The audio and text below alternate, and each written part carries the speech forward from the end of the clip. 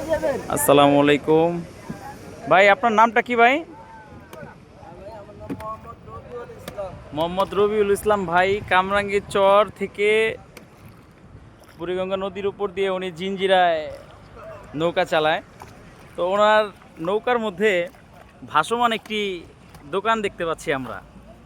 এখানে মিষ্টি জাতীয় খাবার আছে, বিস্কিট আছে, আচার আছে, ঝাল জাতীয় খাবার আছে, বুট ভাজা, চাউল ভাজা, সিমের বিচি দেখা যাচ্ছে, চানাচুর দেখা যাচ্ছে।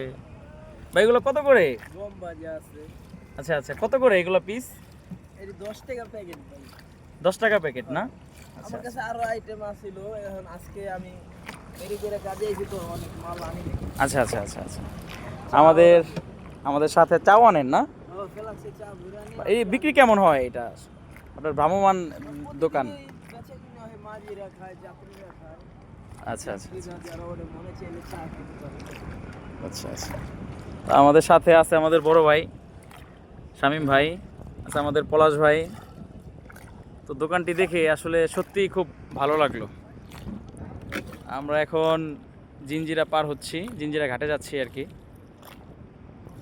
দেখ, সবাই আমাদের রবিউল ভাইয়ের জন্য দোয়া করবেন।